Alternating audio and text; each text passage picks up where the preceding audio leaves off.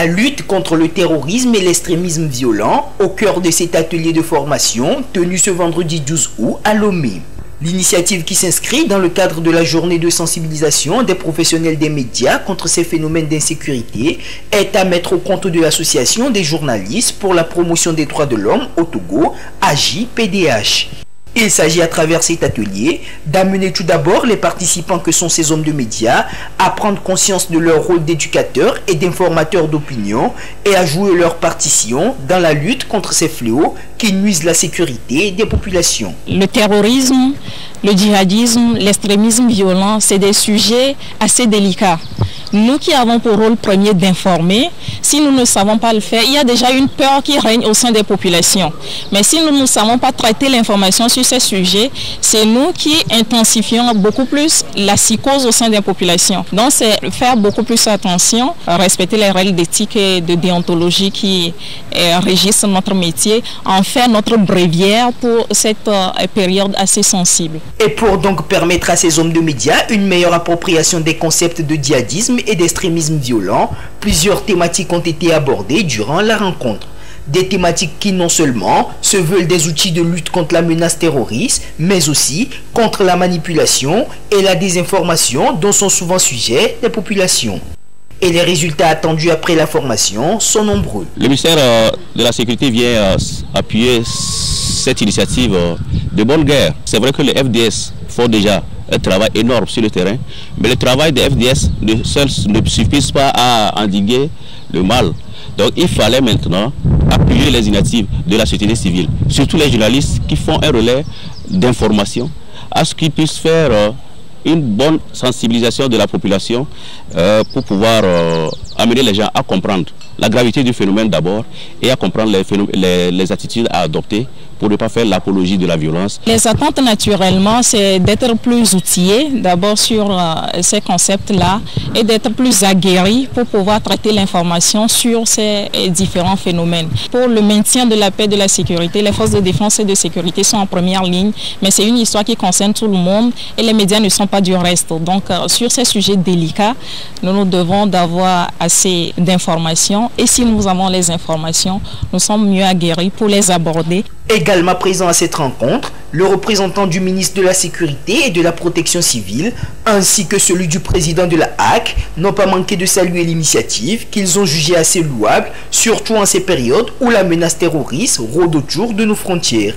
Ils ont par ailleurs relevé les actions du gouvernement togolais, notamment la diligence du chef de l'État, Faure-Issozim Nanyasingbe, afin de repousser le phénomène hors des frontières nationales, voire continentales.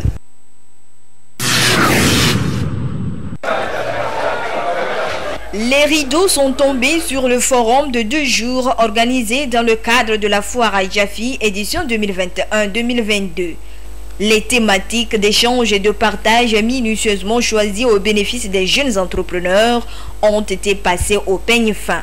Le panel, dernière activité de ce forum, a regroupé les entrepreneurs et les acteurs en charge du commerce, de l'employabilité, d'insertion et d'accompagnement des jeunes. Au cœur des débats, la question de la compétitivité des produits et services des jeunes entrepreneurs togolais sur les marchés internationaux. Sur ce sujet, des pistes de solutions ont été données par les panélistes aux participants. Nous avons parlé, que ce soit de renforcement des capacités de ces jeunes-là, pour les outiller à comprendre avec qui ils vont compétir, c'est-à-dire les concurrents qui seront sur ces marchés-là, à comprendre et à s'approprier des cadres normatifs qui régissent ces marchés.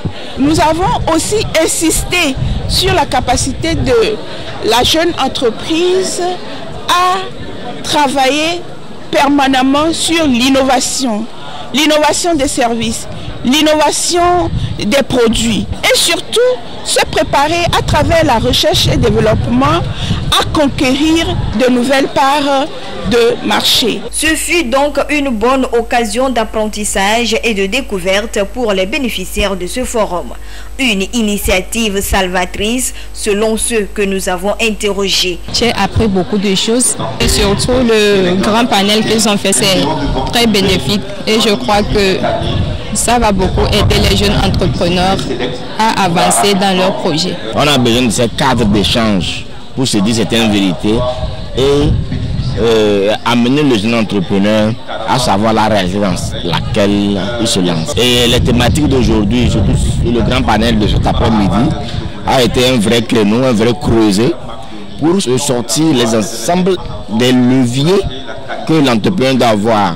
Les qualités, le courage, la résilience et l'humilité qui sont des instruments que l'entrepreneur doit avoir pour évoluer dans notre environnement. Ils nous ont vraiment édifiés sur comment se renforcer, se former habituellement, et créer des réseaux, avoir une grande vision et toujours être résilient dans sa vision. C'est une très belle initiative d'organiser ce genre de forum. Les organisateurs se réjouissent aussi du bon déroulement des travaux du forum.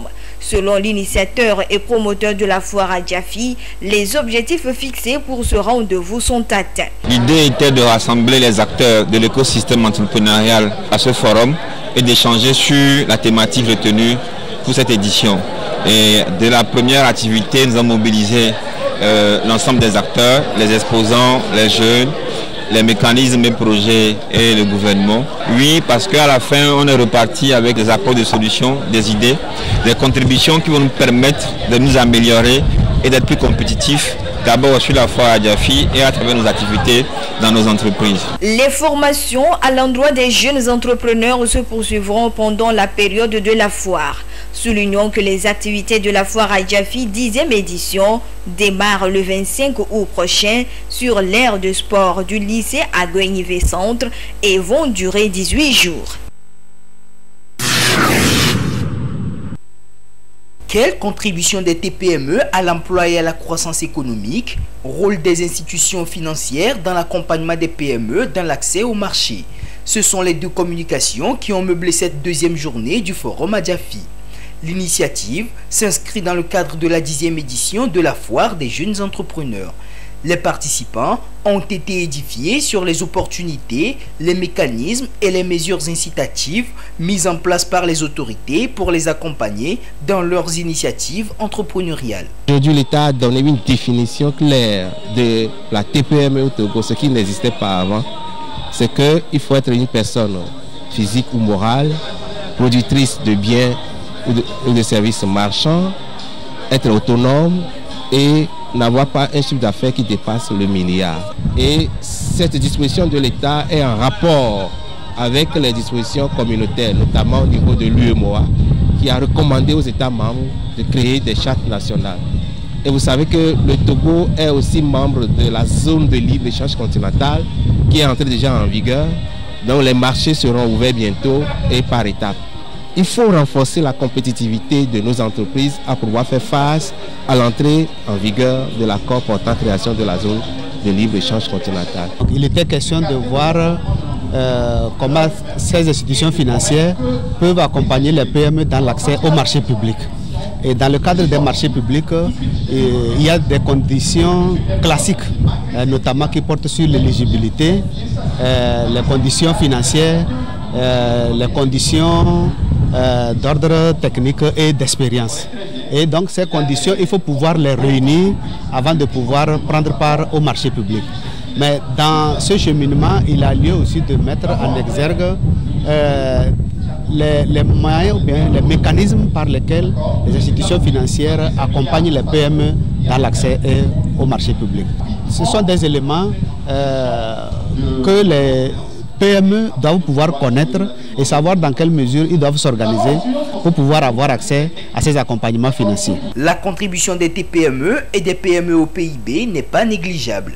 L'occasion a permis aux communicateurs d'inviter les jeunes entrepreneurs à saisir les opportunités en s'adressant aux structures mises en place pour avoir plus d'informations et d'éclaircissements. Je voudrais porter à la connaissance de toutes les entreprises togolaises, de tous les entrepreneurs, qu'ils soient jeunes, qu'ils soient adultes ou en âge avancé, qu'une structure de l'État a été créée pour justement répondre à ce besoin de financement, qui n'hésite pas à se référer à l'ANPGF. L'ANPGF a mis en place toute une palette de services pour répondre à ces besoins. Parmi ces palettes de services, nous pouvons voir le financement aux PME, la garantie de financement, les prêts participatifs, et nous avons également des services techniques qui permettent de répondre au renforcement de capacités managériales, aux formations, au diagnostic des entreprises. Des panels animés par d'éminents experts sont également au programme de ce forum. Soulignons que la foire Adjafi ouvre ses portes du 25 août au 11 septembre prochain sur le terrain du lycée Agoué.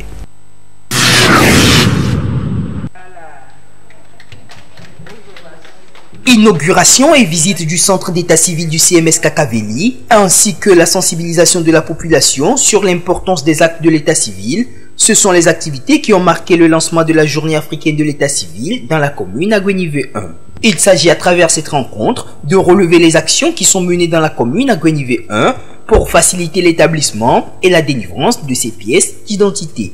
Il est indispensable que chaque citoyen puisse avoir une identité.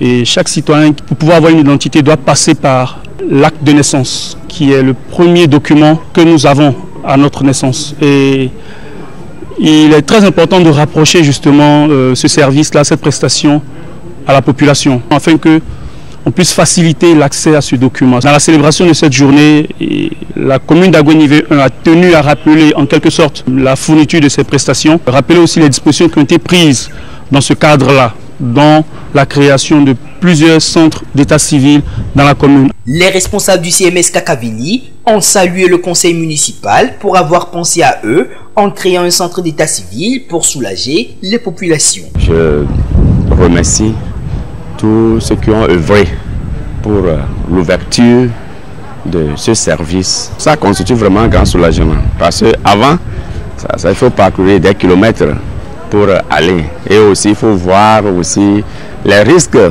que ça peut courir aux parents. On compte au total dans la commune Agoué-Nivé 1 6 centres d'état civil, et le souci du maire Akoueti Adambounou est d'œuvrer davantage pour le rapprochement de ces services au profit des administrés. Des innovations sont en cours pour faciliter l'établissement et la délivrance des actes de l'état civil aux bénéficiaires. Des innovations sont prévues, mais il faut pouvoir prendre en compte plusieurs paramètres. Donc aujourd'hui, un comité technique a été mis en place par la présidence, qui est un comité technique qui est présidé par le secrétaire général du ministère de la décentralisation, qui rassemble autour dans son sein plusieurs acteurs, plusieurs partenaires techniques, plusieurs partenaires financiers, pour pouvoir faciliter dans les jours à venir, dans les années à venir, la délivrance, l'établissement et la délivrance de ces actes d'état civil. Les jours à venir, nous avons prévu une journée porte ouverte où il y aura un peu la découverte de ces services d'état civil au niveau de la commune d'Agoué-Nivé. Donc nous allons d'abord visiter tous les centres d'état civil qui existent sur le territoire communal. Nous allons aussi poser des questions et comprendre un peu les prestations qui se font au niveau de ces centres d'état civil. Soulignons que la journée africaine de l'état civil a été initiée le 10 août 2017.